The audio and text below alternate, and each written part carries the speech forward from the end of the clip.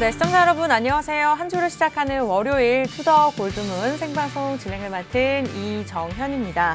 네, 오늘 호재에 따라서 석 달 만에 비트코인이 5,600만 원을 돌파했습니다.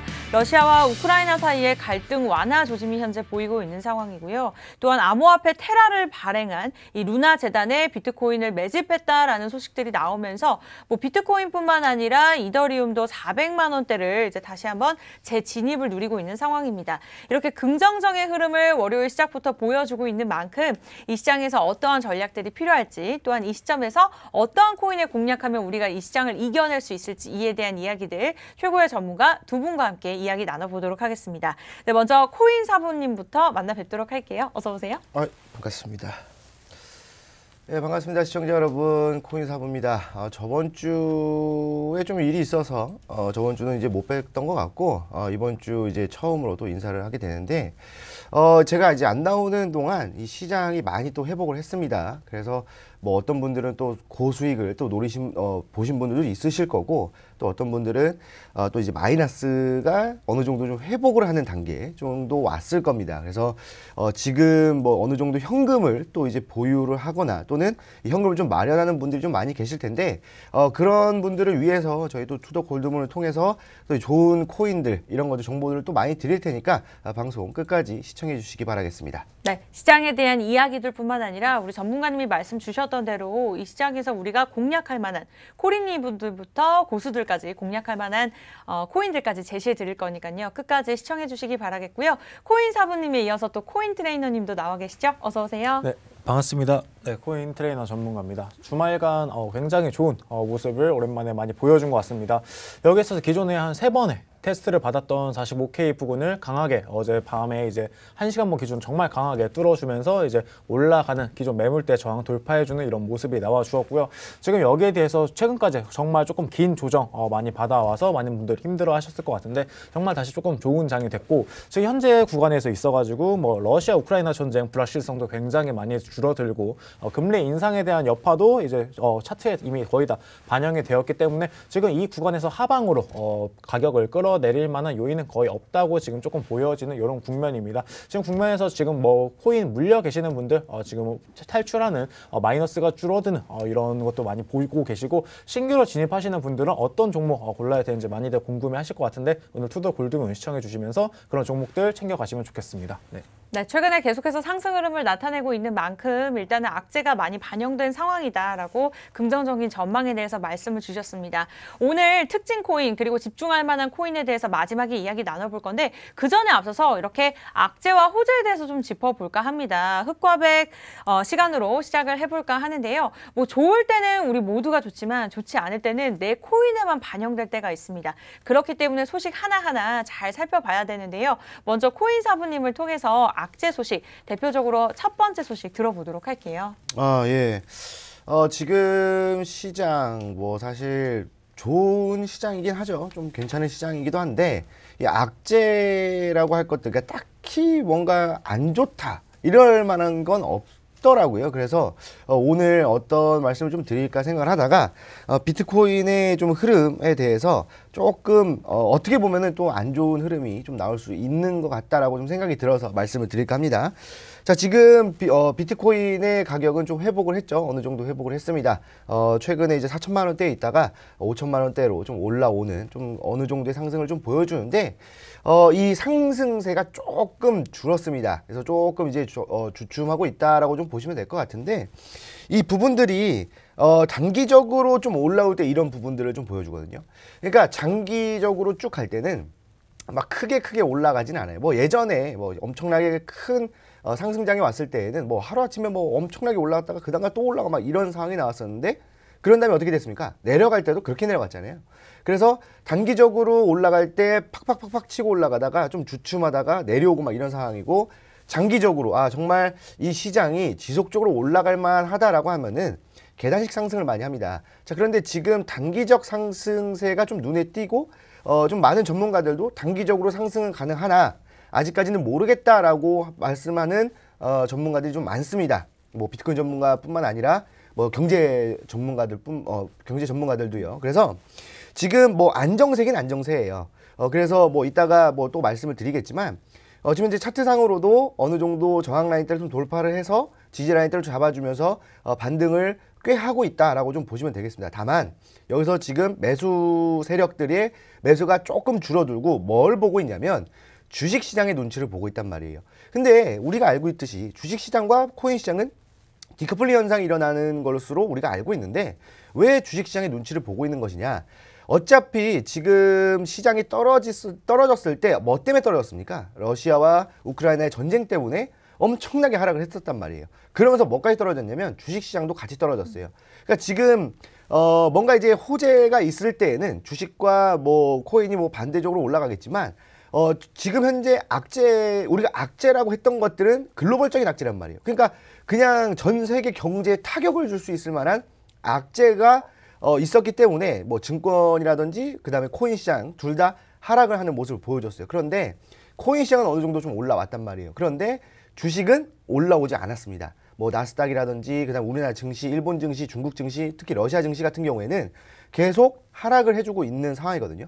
상승을 할 만한 뭐 그런 게 없다라고 좀 판단을 하는 거겠죠. 아무래도 이 증권 시장 같은 경우에는 이 돈의 흐름 이런 것들이 굉장히 좀 민감하기 때문에 아직까지도 이런 부분들로 인해서 지정학적인 리스크나 뭐 이런 좀 뭐 경제적인 부분들, 특히 이 오미크론 때문에 경제 발달에 좀 영향을 주면서 뭐 금리 인상이라든지 이런 부분에 대해서 아직까지도 좀 영향을 받아주는 모습을 보여주고 있단 말이에요. 그렇다고 한다면 지금 어느 정도 올라오는 상황, 그 다음에 뭐 일부 코인들 급등을 하긴 했습니다. 오늘 같은 경우에도 뭐 아크 엄청나게 올라갔고요. 어제 뭐 엊그제 뭐 커크체인 많이 올라갔습니다. 자, 그런데 뭐 일부 코인들만 엄청나게 급등하고 있는 상황이고 다른 코인들, 다른 알트코인들 같은 경우에는 올라오지 않고 있단 말이에요. 그냥 조금 상승하고 있어요. 뭐 1%, 2% 하루에 그 정도 올라오면서 눈치를 보고 있습니다. 이러다가 또 갑자기 뭐 증시가 또 안 좋아진다. 그럼 증시가 안 좋아진다는 얘기는 세계 경제가 안 좋아진다는 얘기거든요. 뭐 금리 인상이 된다든지 이런 부분들. 그러면 또 한 번 더 하락이 나올 수 있단 말이에요.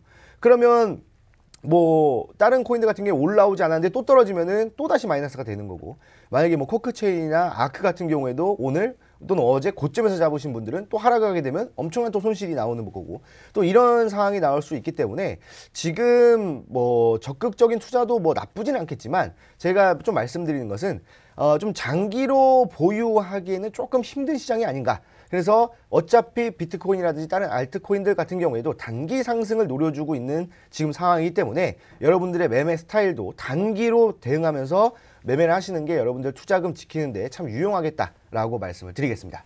네, 일단은 이 시장에 작용될 만한 악재에 대해서 첫 번째 소식을 좀 꼼꼼하게 짚어봐 주셨고요. 그러한 시장인 만큼 저희와 함께 전략을 세우시면 되겠습니다. 네, 이렇게 해서 첫 번째 악재 소식 들어봤는데 두 번째 악재 소식이 또 기다리고 있죠. 이 부분은 코인 트레이너님께서 좀 짚어주실까요? 네, 제가 준비한 이제 악재는 방금 코인사부님 말씀해주신 이제 악재에 이어서 아무래도 금리 상승을 제외하고는 지금 이 시장에 남아있는 악재는 거의 없는 것 같습니다. 앞서 말씀드린 뭐 러시아, 우크라이나발 이슈들 그리고 이제 남아있는 악재라고 한다면은 뭐 인플레이션 정도 이제 남아있는 것 같은데 여기에 있어서 지금 최근 뭐 나스닥, 비트코인 이런 움직임을 봤을 때 지금 시장 파월은 계속해서 연준에서 계속 0.25씩 계속 올리겠다. 5월달, 6월달은 뭐 골드만삭스에서 예상하기를 0.5%씩 정말 약간 좀 크게 올리겠다라고 전망을 했지만 뭐 지난주 나스닥만 해도 6.6% 이상 상승을 하는 등, 그리고 비트코인 같은 경우는 뭐 계속 올린다고는 하지만 지금 어마무지한 상승률을 지금 보여주고 있죠. 바닥부터 잡고 올라오는 이런 모습을 보여주고 있는데 아무래도 투자 시장에 있어가지고 지금 연준의 이런 금리 인상 이슈와 지금 이 투자 시장 자산 간의 움직임이 정말 디커플링 돼가지고 올라가는 이런 움직임이 보여주고 있습니다. 근데 앞서서 코인사부님 말씀해주신 것처럼 지금 현재 경제 상황은 그렇게 크게 정말 좋지 않습니다. 왜냐하면은 지금 이렇게 단기적으로 주식시장이 오른다는 거는 이제 모든 투자 자산을 투자하는 사람들이 어차피 물가는 연준에서 잡아주니까 나는 주식에 투자해야지, 나는 비트코인에 투자해야지, 이런 식의 마음가짐을 가지고 계속해서 올라가는 건데, 여기에 있어서 지금 파월 의장 같은 경우는 점점 더 매서운 매파 가능성이 좀 더 높아지고 있는 이런 상황입니다. 그러면서 뭔가 정말 이제 이런 시장이 경제가 좋아진다라고 한다면은 조금 어려운 이야기지만 채권의 이제 장단기 금리 차에 대해서 조금 주목을 할 필요가 있는데, 지금 만약에 이런 시장 정말 앞으로 강세가 되고 경제가 정말 좋아질 거다라고 하면 보면은 소프트 랜딩이라고 해가지고 장단기 금리 격차가 많이 벌어지면서 이제 같이 올라가는 이런 식의 모습을 보여야 되는데 지금 장기 금리는 굉장히 낮아지고 있는데 이제 10년물 국채 금리는 낮아지고 있는데 2년물 국채 금리 올라가는 이런 현상이 발생하고 있습니다. 장단기 금리 차이가 굉장히 좁혀진다고 하는 거는 앞으로 경제에 대해서 조금 불확실성이 커진다는 건데 이게 쉽게 설명드리면은 앞으로 10년 이상 후에 나의 이제 자산 금리는 뭐 2.6%. 근데 이제 2년 뒤에도 2.6%라는 거는 앞으로 남은 이 8년 동안은 이제 뭐 쭉 경제가 정체될 거다라고 정말 쉽게 이해하시면 좋을 것 같습니다. 너무 깊게 들어가면은 많은 분들 어려워하시니까 쉽게 말씀드리면 이런 현상이 지금 장단기 금리 차가 역전되는 이런 현상이 벌어지고 있다는 것 자체가 정말 앞으로 경제가 그렇게 크게 전망이 밝지는 않다라는 걸 조금 보여주고 있다는 거거든요. 그렇기 때문에 지금 투자 시장에서 짧게 먹고 빠지는 이런 전략이 굉장히 중요한 이유가 앞으로 경제 전망이 그렇게 너무 밝지는 않고 오히려 더 스태그플레이션이라든지 이런 부분이 있을 수도 있는 그런 국면이기 때문에 짧게 매매 스타일 짧게 조금 진행을 하시고 너무 크게 목표를 너무 크게 높지 않게 잡고 짧게 잡으시고 손절가 라인도 짧게 좀 타이트하게 잡고 접근하시는 대응 방법으로 투자하시면 좋겠습니다. 그러면서 지금 이제 굉장히 조금 비트코인이 이제 좀 많이 올라갔죠. 많이 올라갔는데 지금 더 올라가야 됩니다. 더 올라가는지 못 올라가고 있어요. 그게 왜냐? 지금 트래블 룰 때문인데요. 저번 주 이제 금요일부터 이제 트래블 룰이 이제 시작이 되었는데 지금 현재 가격대를 보시면 지금 이더리움 같은 경우는 지금 이제 외화 가격으로는 약 400만 원이 넘은 수준입니다. 넘은 수준인데 오늘 업비트 기준으로 봤을 때는 394만 원 여기에 머물러 있어요. 비트코인도 마찬가지로 지금 가격보다 약 2% 정도 더 올라가야 되고 나머지 뭐 최근 우리가 이제 김치 프리미엄이라고 하죠. 이 김치 프리미엄을 알 수 있는 이런 사이트에 지금 들어가 보면은 거의 최소한 마이너스 1.5%에서 이제 크게는 막 2.5% 이상 가격 차이가 많이 나는 종목들도 있고요. 알트코인 같은 경우는 지금 뭐 거의 역프가 한 7%, 8% 이상까지 나는 종목도 굉장히 많습니다. 지금 아무래도 지금 외국인 투자자분들이 업비트 거래소를 사용하다가 지금 트래블룰에 막혀가지고 업비트 거래소를 사용하지 못하기 때문 첫 번째고 두 번째는 이제 빗썸 업비트가 이제 거래가 또 안 되죠. 우리나라 국내 거래소임에도 불구하고 이런 식의 거래가 안 된다는 거 지금 업비트가 이제 우리나라에서 약 80% 이상 정도의 이제 점유율을 차지하고 있고 나머지 이제 3개 거래소가 나머지 20%를 나눠 가지고 하고 있는데 지금 이런 현상이 발생한다는 거 업비트 자체만에서도 그리고 빗썸에서도 이런 비슷한 현상이 일어나고 해외 거래소와 국내 거래소 간에 이제 가격 차이가 역프가 많이 발생하고 있다는 점은 이제 참고하시면 좋을 것 같습니다. 근데 이제 역프가 발생하면 나중에 오를 게 아니냐라고 많은 분들이 이제 좀 기대하시고 오히려 더 이제 그래도 이렇게 들어가면 2% 3% 먹겠지라고 들어가시는 분들이 계시는데 이것만 믿고 조금 투자하시면은 조금 안 되시는 게 보통 이제 역프가 껴있는데 다른 곳과 이제 가격을 맞출 때 가격이 떨어지면서 가격을 맞출 때는 역프에 제일 낮은 가격으로 보통 맞추는 경우가 굉장히 많습니다. 아마 가두리 펌핑 뭐 업비트 빗썸 간에 뭐 지갑이 막혀가지고 가두리 펌핑 경험해 보신 분들은 다들 아실 거예요. 이렇게 가격이 맞춰질 때는 낮은 가격에 보통 맞춰가지고 이제 가격이 떨어지는 이런 점들이 있기 때문에 지금 뭔가 내가 사가지고 이런 조금 프리미엄 차익을 보겠다라는 식의 접근은 조금 옳지 않은 것 같습니다. 그리고 이 트래블 룰에 관련해가지고 지금 시작이 되고 벌써 한 2, 3일 만에 벌써 이런 안 좋은 부정적인 모습이 보여지고 있는데 빨리빨리 뭐 업데이트를 하든지 개선할 방안을 찾아가지고 해외 거래소와 국내 거래소 간의 이런 시세 차이 이슈가 발생하지 않게끔 조금 노력을 해야 될 것 같습니다. 네, 이렇게 해서 시장에서 악재가 될 만한 이슈 전문가님을 통해서 각각 한 분씩 크게 좀 이야기를 들어봤습니다. 지금 시장에 대한 분위기가 좋기 때문에 뭐 나쁘게 생각할 건 없지만 우리 전문가님께서 말씀 주신 대로 뭐 금리 인상이라든지 인플레이션이라든지 이러한 경기 침체를 우려할 만큼 만들어낼 수 있는 그런 악재들이 아직까지는 존재하기 때문에 좀 장기적인 투자 전략보다는 단기적으로 좀 치고 빠질 수 있는 그러한 전략이 더 중요한 시점이다라고 말씀을 주셨습니다. 뭐 호황이든 그렇지 않든 간에 여러분들 이런 시장에 맞는 전략도 이렇게 저희가 세워드리고 있으니까요.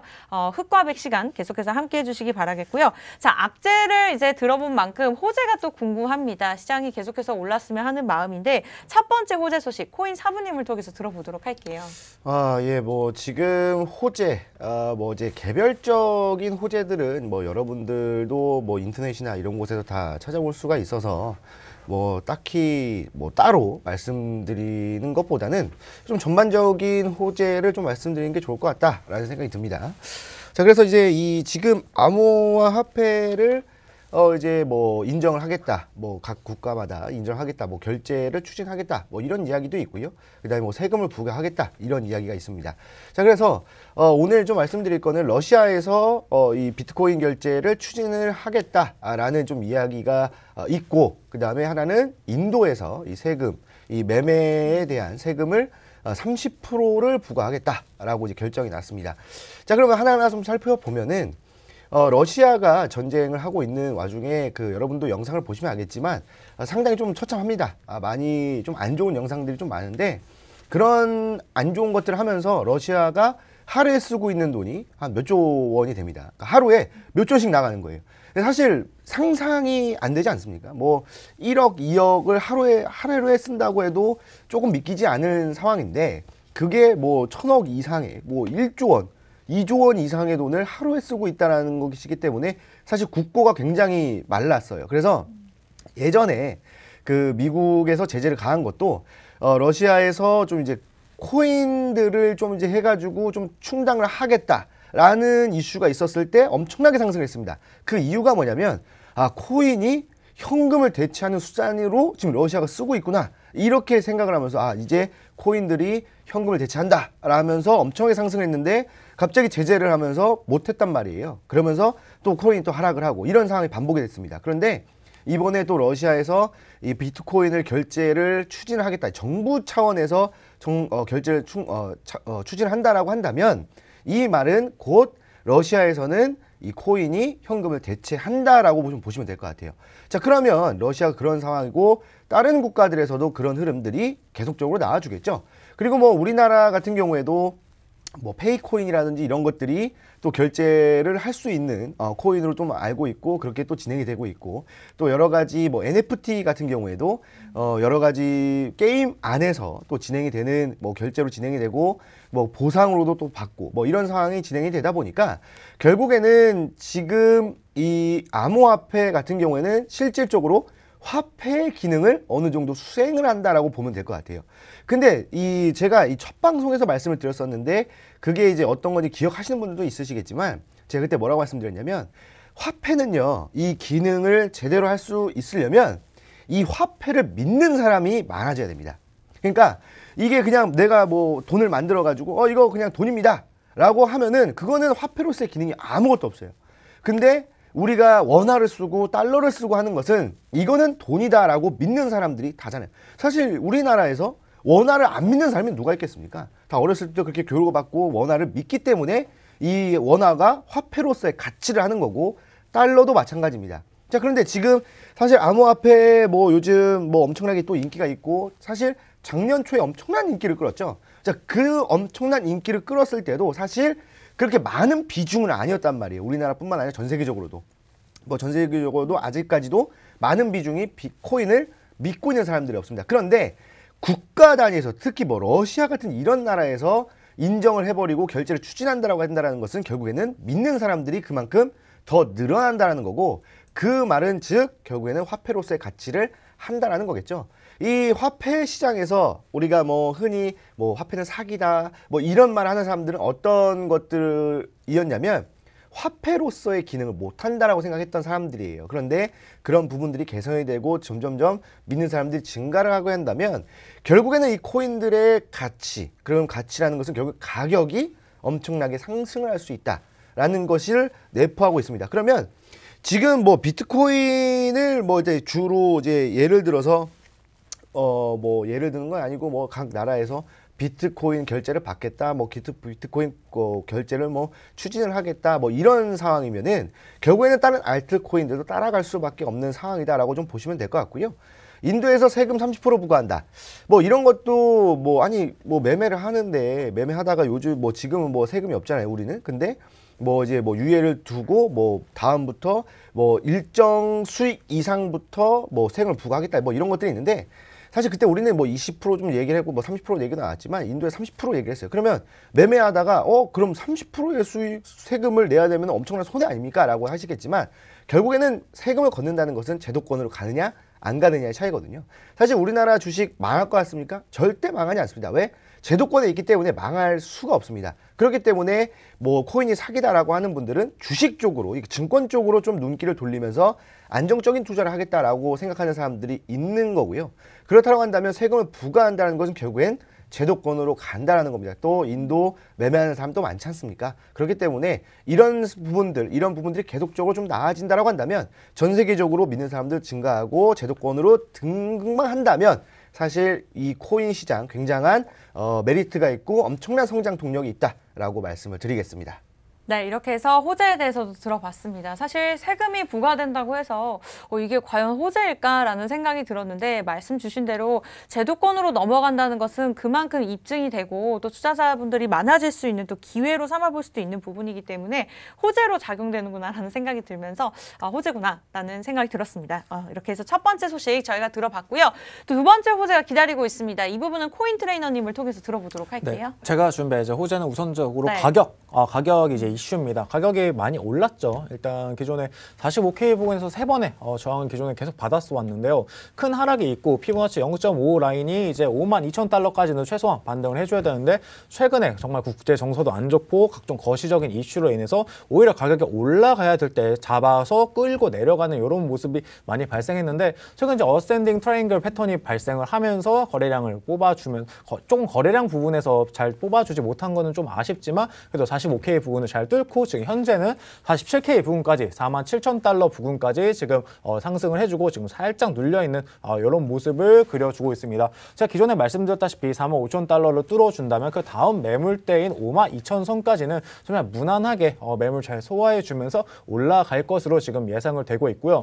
지금 최근까지 극단적인 공포였습니다. 공포 탐욕 지수가. 근데 이제 저번 주에 공포에서 오늘 드디어 이제 탐욕으로 이제 조금 바뀌게 되었는데요. 이렇게 투자 심리가 조금 전환이 됐다는 점 아주 긍정적이라고 생각이 되고요. 우리가 이제 뭐 공포에 사서 환희에 팔아라라고 하는데 지금 어떻게 보면은 우리가 지금 공포에서 환희로 가고 있는 그 중간 단계에 지금 잘 위치를 해주고 있는 것 같습니다. 시가총액 기준으로만 봐도 저번 주에 한 2,200조, 2,100조, 2,200조 왔다 갔다 했었는데 오늘 기준으로는 한 2,650조까지 정말 많이 시장에 자금 들어오면서 비트코인 상승해줬고요. 도미넌스 또한 처음에 지지난주에 이제 올라갈 때 44%에서 지금 한 1% 정도 낮아짐, 43% 정도로 지금 조금 낮아지면서 비트코인 가격 유지를 횡보를 해주면서 지금 알트들의 수급 조금 들어오고 있는 이런 모습 보여주고 있습니다. 하지만 아직까지 비트코인 도미넌스가 굉장히 높아요. 기존에 우리가 불장 때 작년 기준으로 봤을 때 도미넌스가 한 39%, 40% 왔다 갔다 했었는데 지금 현재 43%인 거 보면 아직까지 상승 여력 충분히 남아있고 시장에 계속해서 자금 들어오고 우리가 지금 제가 말씀드린 것처럼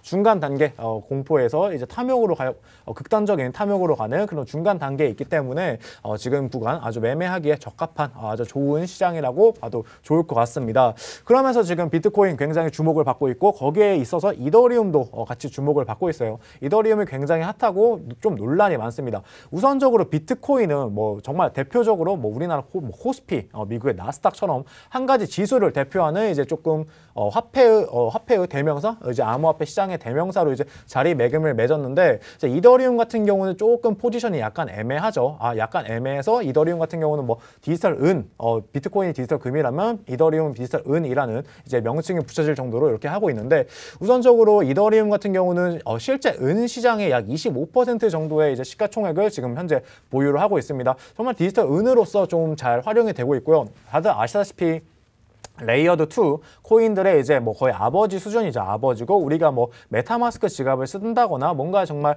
비트코인이 이제 디지털 화폐라면은 이더리움은 디지털 이제 뭐 컴퓨터로 쓰이는 등 또 매출도 내죠. 뭐 가스비를 지원을 해서 계속해서 소각을 하고 있고 그다음 비탈린 부테릭이 비트코인을 만든 이제 사토시는 이제 실제로 누군지는 아무도 모르지만 이제 이더리움 같은 경우는 재단이 있고 실제로 리더가 그 연구원을 최근에 뭐 100명 이상 뭐 또 채용을 하는 등 정말 계속해서 이제 기술력 업데이트를 하고 있습니다. 거의 이제 블록체인에 있어가지고 정말 이제 선두주자라고 볼 수 있는데요. 여기에 있어서 지금 많은 분들이 조금 의구심을 제기하는 게 지금 레이어드 2 코인들이 굉장히 많이 시장에 나와 있습니다. 정말 많이 나와 있고 그 이더리움의 경쟁자로 있어가지고 아트비즘, 뭐 옥티미즘, 뭐 이런 메티스 등 정말 롤업하고 뭐 샤딩하고 이런 기술력을 가진 코인들이 굉장히 많은데 여기에서 지금 이더리움 자리가 조금 흔들리는 게 아니냐라는 걱정도 가지고 있고 지금 이제 내일 모레 이제 6월 달쯤에 이제 난이도 업그레이드가 좀 난이도 폭탄이 기다리고 있습니다. 난이도 폭탄이 되면은 이제 이더리움의 이제 채굴하기가 굉장히 조금 어려워지는데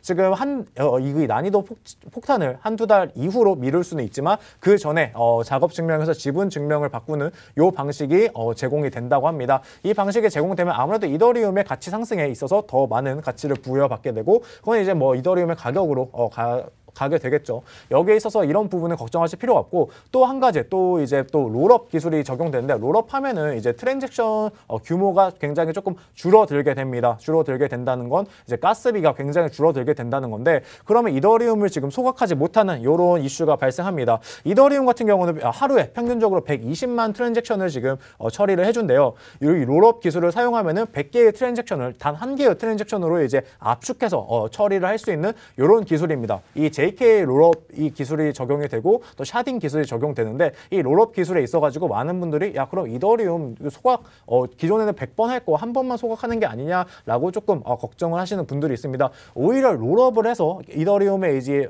확장성을 확장시키려는 이 노력이 오히려 이더리움의 가격 하락을 촉진시키는 게 아니냐라는 식으로 많은 분들이 걱정하시는데 우선적으로 걱정하실 필요가 없는 게 이더리움 같은 경우는 이제 NFT 우리 NFT 얼마나 핫합니까? 이 NFT 시장에서 지속적으로 소각을 하고 있습니다. 그리고 이제 최근에 또 문제가 됐던 게 POW 이제 채굴하는 방식에 있어서 지분 증명으로 바꿨다는 거. 앞으로 환경 문제에 있어서도 이제 걸림돌이 될 게 전혀 없다는 거. 그리고 우리 레이어드 2 코인들이 경쟁사로 이더리움을 이제 뭐 잡겠다 이렇게 나오고 있는데 레이어드 2 재단 같은 경우는 이더리움을 조금 예치를 해놔야 됩니다. 왜냐하면은 각종 이제 거래를 할 때 이더리움을 근간으로 하는 대부분 이제 뭐 이더리움, 비트코인을 근간으로 많이 사용을 하고 있기 때문에 이 이더리움 예치를 해서 스테이킹을 해놓는다면은 또 이더리움이 또 묶이게 되고 또 여기에 있어서 또 유통 물량이 감소하면은 가격을 더 크게 상승할 수 있는 이런 요인들로 많이 작용하기 때문에 이더리움의 자리가 위태위태하다라는 점에 대해서 우리 투자자분들을 많이 걱정하지 않으셔도 좋을 것 같고요. 이더리움 같은 경우는 오히려 지금 현재 비트코인은 예전 가격을 회복하지 못함에도 불구하고 이더리움 굉장히 빠른 속도로 올라가 주고 있습니다. 비트코인이 지금 정고점을 다시 돌파하지 못할 가능성이 지금 현재 구간에서 정고점 돌파할지 안 할지는 지금 55만 2천 달러 선을 이제 강하게 뚫어주느니 마느냐 그 부분이 조금 걸려 있거든요. 왜냐하면 과거에 3번의 흐름을 봤을 때 5만 2천 달러에서 2번의 저항이 있었고 5만 2천 달러 뚫자마자 이제 전고점까지 올라가는 이런 움직임을 보여줬기 때문에 지금 이게 변수로 작용하는데 거기에 반해서 지금 이더리움 같은 경우는 비트코인이 전고점까지 도달하지 못하더라도 이제 전고점 매물까지 다 소화해주고 가격적인 측면에서도 더 훨씬 메리트가 있다라고 말씀드리도록 하겠습니다. 네, 최근에 이제 비트코인이 석 달 만에 5,600만 원을 돌파하면서 오늘 장에서도 좀 시장을 전체적으로 긍정적으로 많이 보셨을 텐데 뭐 비트코인도 나쁘지는 않지만 어쨌든 이더리움에게 있어서도 미래 전망이 굉장히 밝다라는 포인트를 짚어주셨습니다. 여러분들 이 부분 참고하시기 바라면서 이렇게 코인 이슈와 흑가백 시간으로 악재 2가지, 호재 2가지 크게 짚어봤습니다. 저희 1부는 여기서 마무리하도록 하겠고요. 잠시 2부에 돌아와서 특징 코인들 코인콕으로 찾아뵙도록 할게요.